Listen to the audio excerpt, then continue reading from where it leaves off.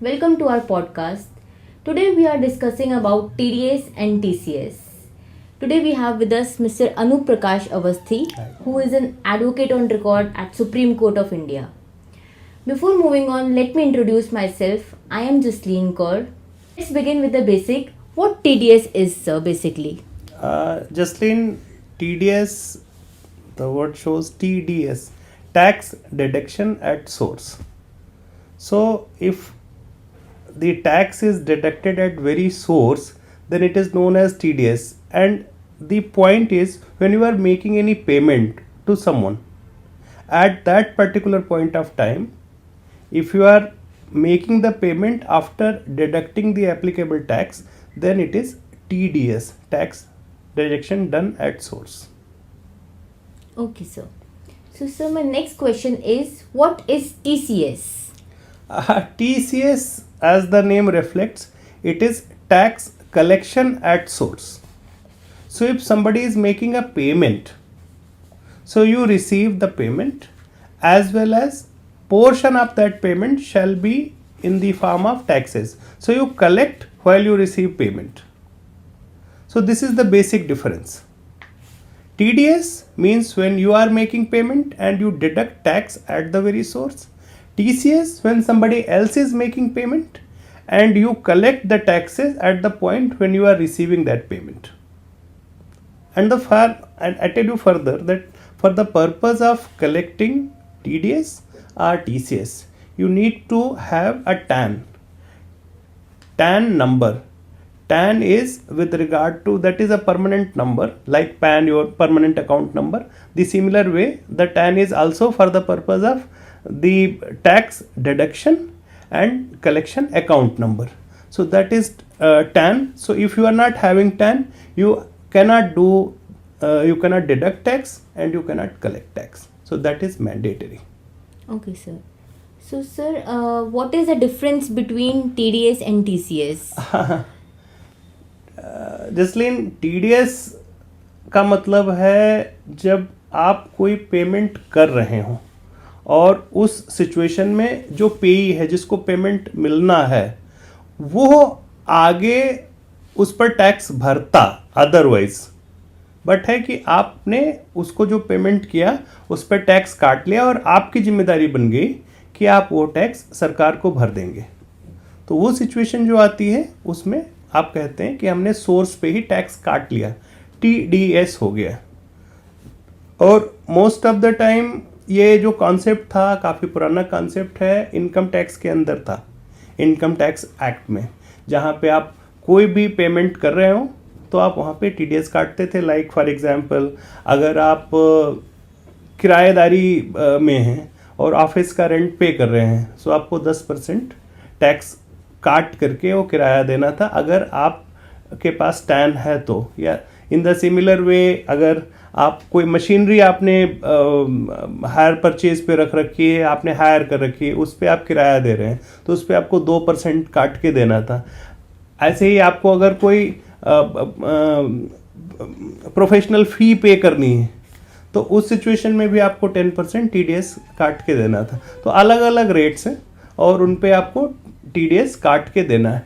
TCS जो होता है ना, दैट इज़ डिफरेंट. अभी पहले इनकम टैक्स में जो भी रीज़न रहा हो, GST के अंदर if you see section 51 and 52 of GST, अगर आप CGST एक्ट देखें तो उसके तहत आपको TDS GST में जमा कराना है और TCS भी GST में जमा कराना है. और उसके जो पैरामीटर्स हैं, TDS GST के अंदर कौन काटेगा, बिकॉज ये पॉडकास्ट GST से रिलेटेड है तो मैं उस पर बता दूं. अगर जो गवर्नमेंट है वो पेमेंट्स कर रही है या कोई लोकल गवर्नमेंट कर रही है सेंट्रल स्टेट के अलावे, लाइक म्यूनिसिपैलिटी, या ऐसे पर्सन्स जिनको गवर्नमेंट ने ऑथराइज किया हुआ है, अगर ये लोग पेमेंट कर रहे हैं, ऐसी सिचुएशन में वो टैक्स डिडक्शन करेंगे पेमेंट करने के पॉइंट पर, तो उसको बोलेंगे TDS उन्होंने काटा.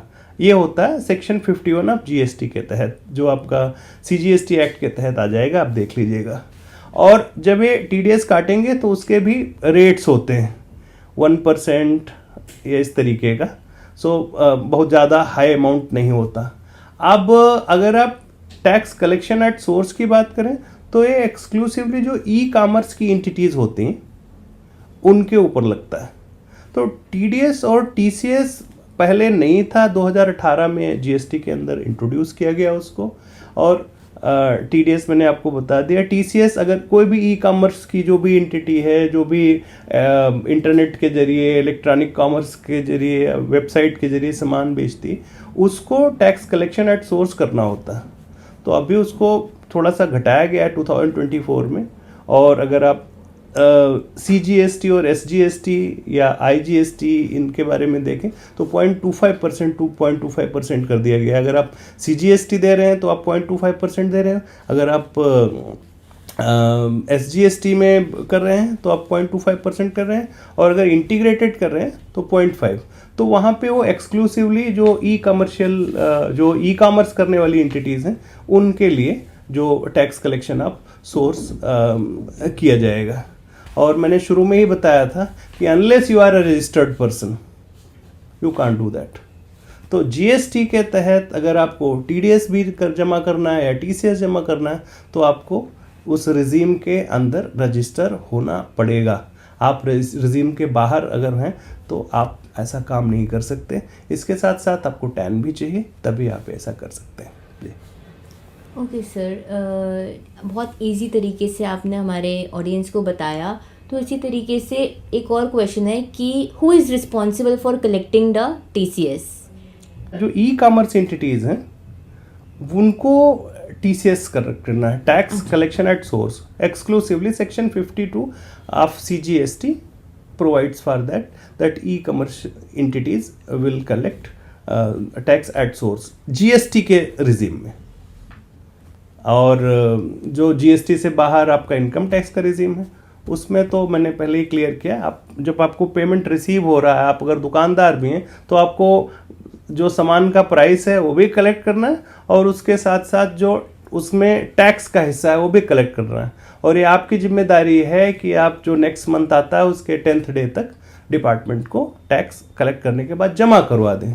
अगर नहीं जमा कराते हैं तो उसकी ढेर सारी पेनल्टीज़ हैं, और वो you can see the spectrum, काफ़ी वाइडर पेनल्टीज़ हैं। जी okay sir, so sir my next question is what if someone doesn't deposit TDS और टीसीएस? या तो बिल्कुल कोई डिपॉजिट नहीं कराता या तो लेट कोई डिपॉजिट कराता है, तो उसका क्या बेसिकली पेनल्टी है, क्या लगता है? सी, अगर आपने टैक्स डिडक्ट किया है तो अपने लिए नहीं किया है। टैक्स का मतलब है जो स्टेट का सॉवरेन फंक्शन है टैक्स को कलेक्ट करना, वो करेगा। तो आपने डिडक्ट कर लिया तो आप उसको डिपॉजिट कराएंगे।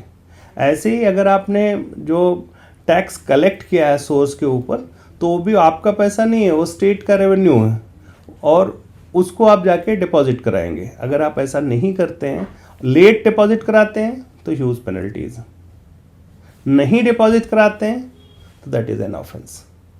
उसमें आपको 100% पेनल्टी भी लग सकती है, और अगर आपको ऐसा लगा कि आपने जो फंड्स हैं उसकी बंगलिंग की है तो उसके लिए क्रिमिनल ऑफेंसेस भी आपके ऊपर लगाए जा सकते हैं। जी okay sir, thank you so much sir for such insightful and this knowledge for our audience.